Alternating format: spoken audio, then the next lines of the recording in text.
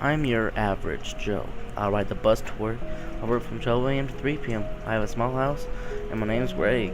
And this started when I was on my usual bus stop waiting for my bus to take me to work. This little girl approached me. She had a torn up dress with dirt all over it and scratched all over. I asked her concerned, "Are you okay?" She started to cry and hugged me. I asked what had happened to her, and she just kept shuddering. I'm so scared. I grabbed and pulled her close and said, "It's okay, you're safe." She clenched onto me tight, and I took her home skipping work that day. I got her new clothes, I fed her. She didn't really eat much. She took a nap.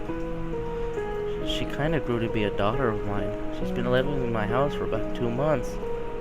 She still refuses to tell me what happened to her before I found her. She always gets sad and emotional. But I had to stop asking her. I would do anything to keep my little angel happy. My daughter has a weird diet, you see. Now to start off, I'm not telling you this for your pleasurement. I'm telling you this to get this off my chest. She doesn't eat like normal people. And I'm not proud of what I'd done, but it had to be done. It was the only way she would eat. Don't you judge her. She is my little angel. Every night I go out and I find a new victim. Usually an elderly lady, someone weak.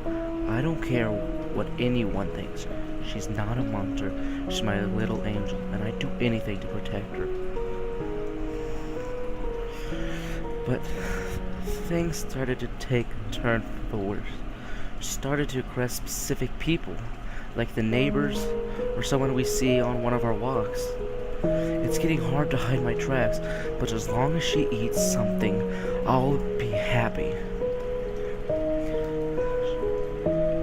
Then she requested someone very specific. I was outside his house.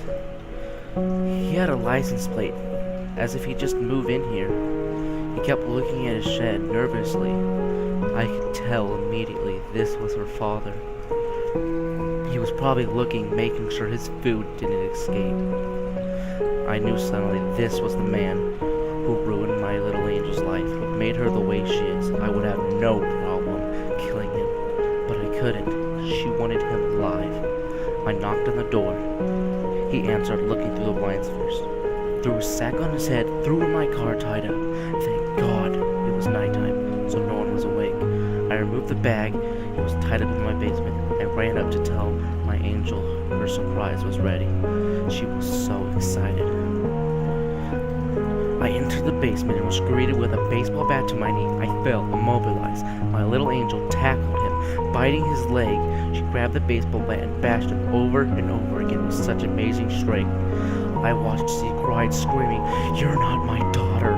over and over. She tore flesh from his face, digging with her fingernails in his face. I could hear him scream as she tore more and more, stuffing her face as he bled to death.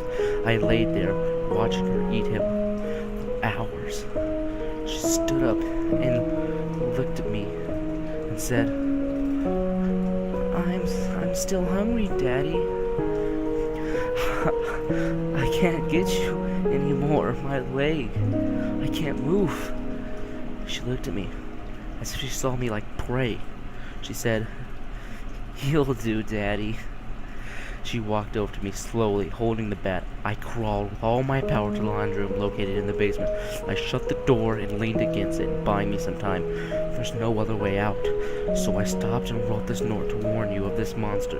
No, to warn you of my little angel. She's 4'1", blonde, hair that goes to her shoulders. She only wears dress. She got a birthmark and an exclamation point on her wrist.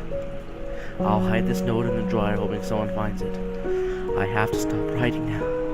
She's almost has the door broken. This note was found in Mr. Greg Thomas's house, along with a corpse half-eaten and an unidentified corpse. There was also a bloody bat and a note located in the drying machine. This case has been labeled Craig's Angels due to the details of the note. The murderer is still on the loose.